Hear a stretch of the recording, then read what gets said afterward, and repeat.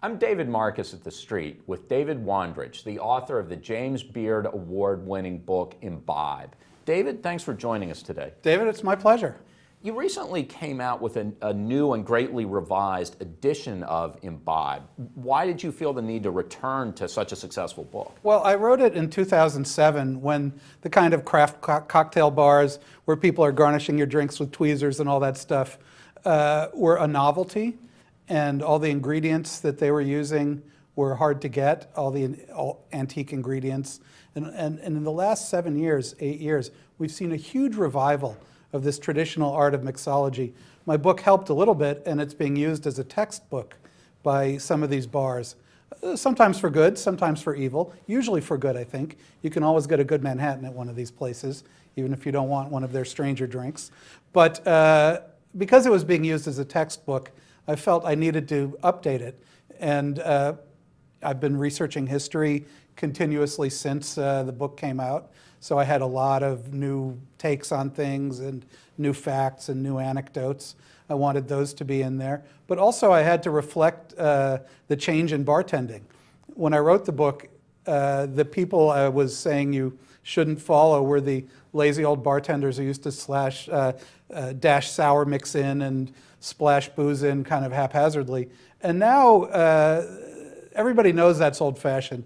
Now it's more the self-important young people who are using far too many ingredients in their drinks and making things that are more fun for them to make than they are for you to drink.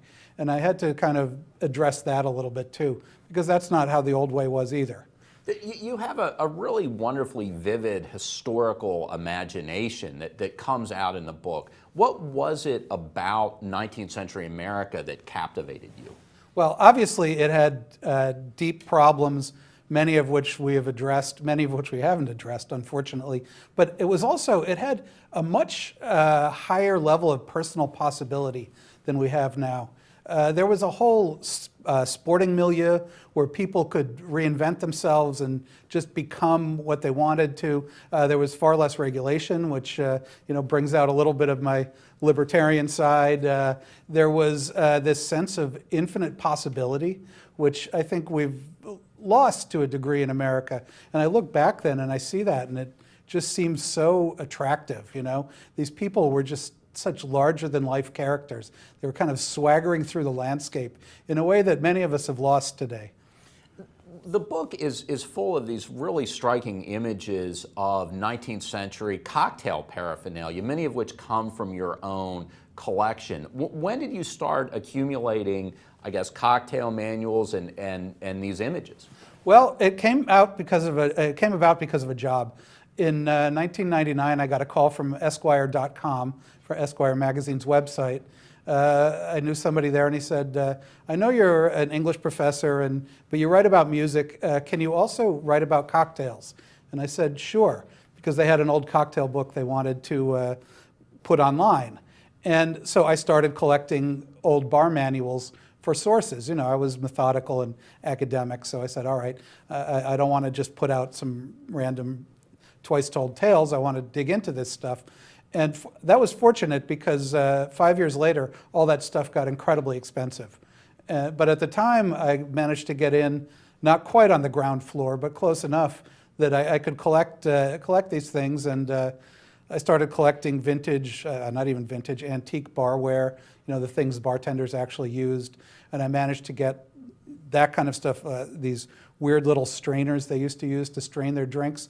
I was getting them for $7 each. Now they're about $110. It's things like that. Because if you're there early, at least you get the cream of the crop. Right.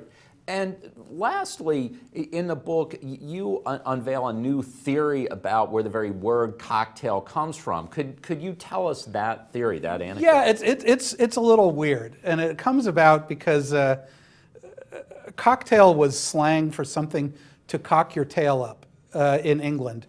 And that came about because cocktail was also known as ginger. It was a nickname for ginger because horse traders would peel a piece of ginger and stick it up a horse's rear if they had an old horse that they were trying to sell. And that would make the horse, kind of lively, as I imagine it would make any of us. And the horse starts capering around and looks like a much younger horse.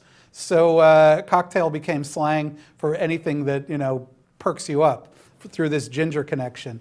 And in England, it was kind of a generic, any drink could be a cocktail if you took it to perk you up. But here in America, we kind of fixed on one version of that, and that was spirits with bitters in it and sugar and water or ice. And that's basically like Don Draper's Old Fashions.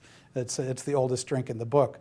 But so it's very funny. It comes about through this kind of disreputable milieu and this little piece of horse traders' trickery. But that's as far as the evidence points. That's where it started. David, thanks so much for joining. Thank you so much. My pleasure. For The Street, I'm David Marcus.